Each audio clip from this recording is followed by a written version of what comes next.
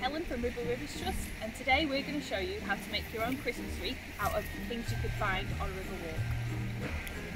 So we've gathered up some longish flexible twigs from the riverbank. Things like willow and dogwood work quite well, and eventually we're going to turn them into the base of the wreath, something like this.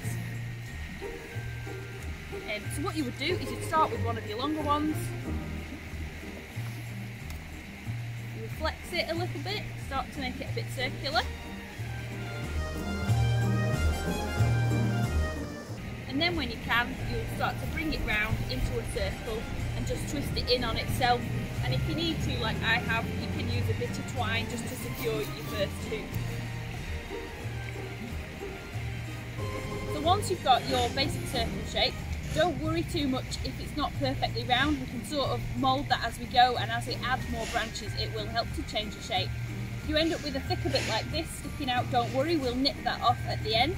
So what you would do next is take another length of one of your twigs and you can put it in roughly halfway round from your original piece and just start weaving it round and through your existing circle until you get to the end of the twig. Again, any loose ends like that, don't worry too much, tuck them in as much as you can, and then once we add more to it we can always tuck them in between another one. You want to just keep adding until you've got something close to maybe a compass shape with one at each edge of the compass. It just helps to pad that out into a proper circle and give us a bit more structure and strength and plenty of places to tuck our foliage later on.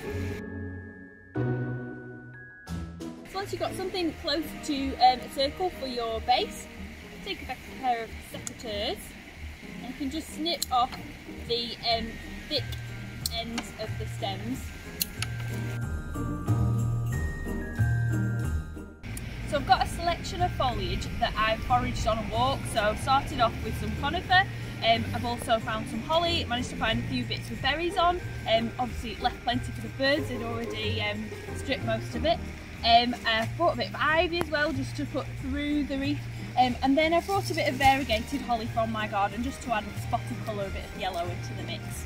So we start to make the foliage into bunches now, which will eventually attach to the base of our wreath.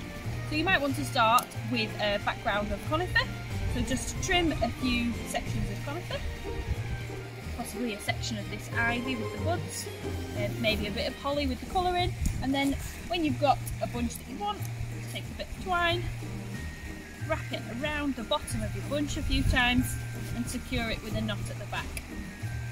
And just keep making a few of these bunches until we've got enough to cover the whole of the wreath and we can start to see it take shape.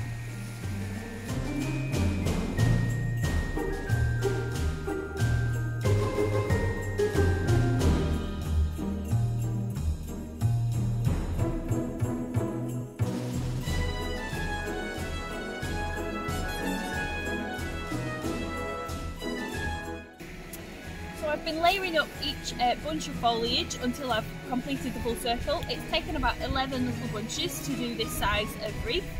So now we're ready to make something to hang it with. So I found what was the centre point where my first bunch starts and my last bunch comes round to. So I'll just take a good length of twine and I will make some sort of loop to hang it from on the door.